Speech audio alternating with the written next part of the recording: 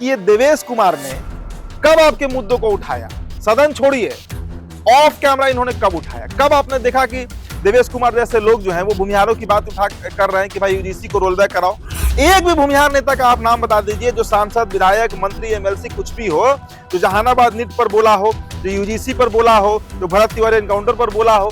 जब नहीं बोले तो फिर ये किस बात के आपके समाज के नेता हुए? आपको आपके जो रिप्रेजेंटेटिव है, जिनको अपना नेता मानते हैं, जिनके लिए अभी आप छाती पीट रहे हैं सोशल मीडिया पर देवेश कुमार के लिए, देवेश कुमार से आपने ये सवाल कभी किया क्या? देवेश जी, आप हमारे समाज के नेता हैं, भारतीय जनता पार्टी से एमएलसी हैं, आप जहानाबाद का मामला उठा देते। नीरज सिन्हा का समर्थन काय समाज कर रहा है, तो क्या गलत कर रहा था? देवेश कुमार का इस्तीफा क्या हुआ? पूरा भूमिहार समाज कहने लगा कि एक भूमिहार नेता की बलि चढ़ा दी गई है ताकि एक कुशवाहा नेता मंत्री बना रहे। देवेश कुमार भारतीय जनता पार्टी से एमएलसी हैं, आपको पता है कल उन्होंने इस्तीफा कर दिया और उनके इस्तीफा करने के पीछे कारण था कि उपेंद्र कुशवाहा के जो सुपुत्र हैं, बेटे हैं, दीपक प्रकाश, जो इस वक्त पंचायती राज विभाग के मंत्री भी हैं, उनका मंत्री पद जो है वो सुरक्षित रहे। देखिए, सुप्रीम कोर्ट ने इस मामले में हस्तक्षेप किया।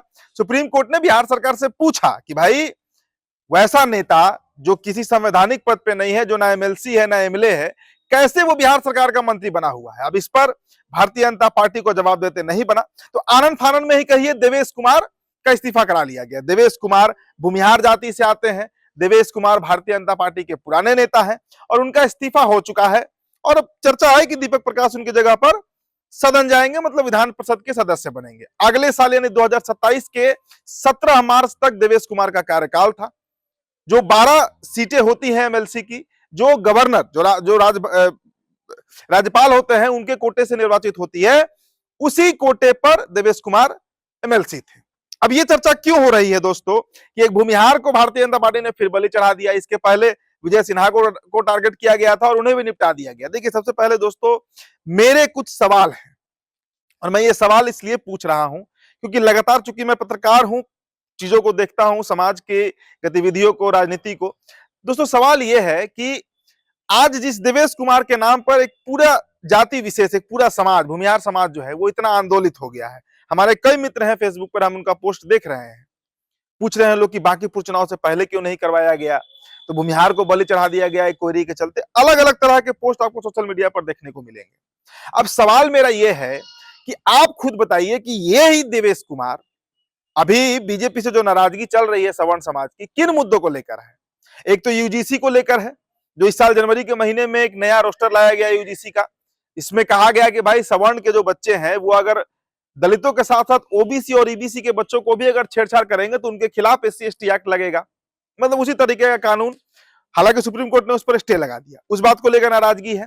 जहानाबाद नीट छात्रा हत्याकांड हुआ, अगर आपको याद होगा, एक भूमिहार समाज की बच्ची के साथ दरिंदगी की गई, उसका अब तक कोई सुराग नहीं लगा कि कौन दोषी है।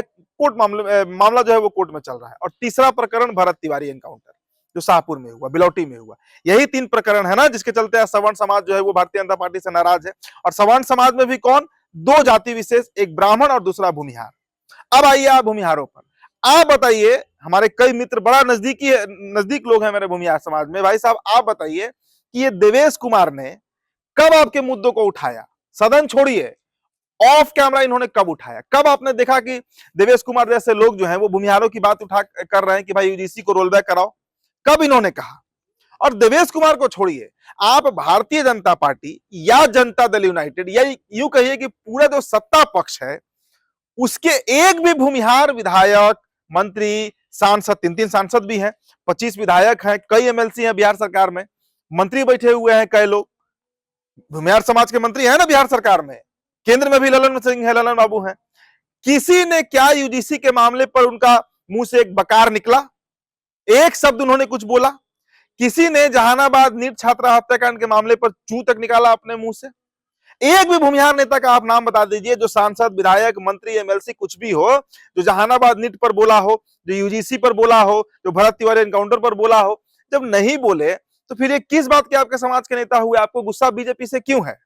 इसी मामले को लेकर है ना कि बीजेपी हमारा अनदेखा कर रही है, हमारे खिलाफ कानून बन रहे हैं, हमारे समाज को न्याय नहीं मिल रहा है। तो आपके जो रिप्रेजेंटेटिव है, जिनको अपना नेता मानते हैं, जिनके लिए अभी आप छाती पीट रहे हैं सोशल मीडिया पर देवेश कुमार के लिए, देवेश कुमार से आपने ये सवाल कभी किया क्या? देवेश जी, आप हमारे समाज के नेता हैं, भारतीय जनता पार्टी से एमएलसी हैं, आप जहानाबाद का मामला उठा देते, सड़क पर बैठ जाते, जहानाबाद का रोड ब्लॉक कर देते, पटना से जहानाबाद का, तब समझ में आता है कि हाँ भाई ये काम कर रहे हैं हमारे समाज के लिए। लेकिन जब पद की बात आती है तो उस समय वो भूमिहार हो जाते हैं, और जब समाज की बात होती है तो उस समय वो सिर्फ नेता रह जाते हैं।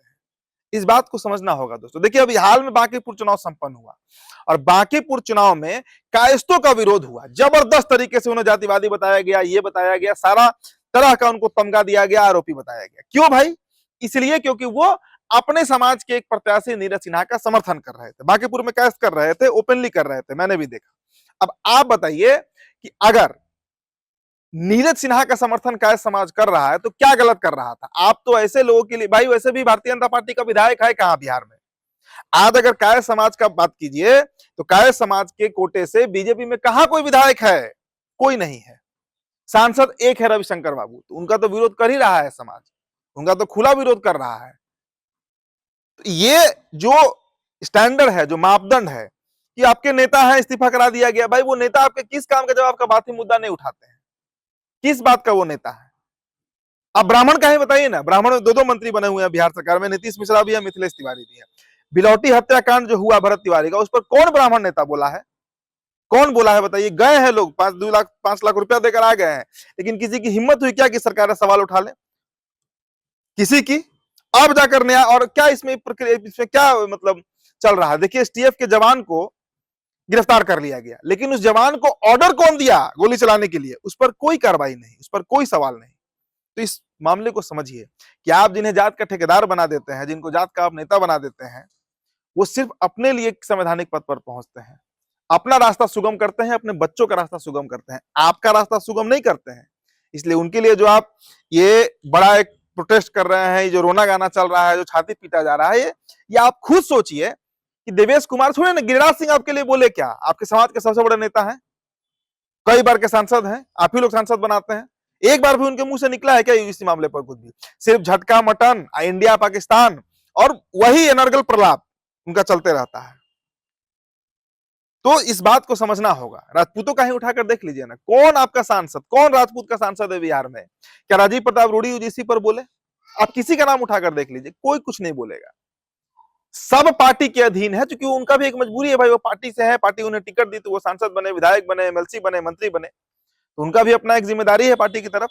तो आप तय करिए, आप समाज के हैं, किसी भी समाज के हैं, चाहे आप भूमिहार है, ब्राह्मण है, कायस्थ है, राजपूत है, कोई भी है, कि आपके हक हुकूक की बात कर कौन रहा है, और जो कर रहा है उसके साथ आप जाइए। जरूरी नहीं है कि वो किसी संवैधानिक पद पर हो, जरूरी नहीं है कि वो मंत्री हो, विधायक हो, एमएलसी हो, सांसद हो, जरूरी नहीं है होना। बहुत सारे ऐसे लोग हैं, मैं जानता हूं, जो अपने अपने समाज के लिए कर रहे हैं। तो इस बात को गौर करिएगा दोस्तों। और ये जो वेदना पसरा हुआ है सोशल मीडिया पे कि देवेश कुमार भूमिहार की बलि, ये कोई मतलब नहीं है, इसका कहीं कोई मतलब नहीं है। आप खुद इस बात का आकलन करिएगा। फिलहाल दोस्तों इस चर्चा में इतना ही। मेरा नाम उदित तारण है। बहुत शुक्रिया।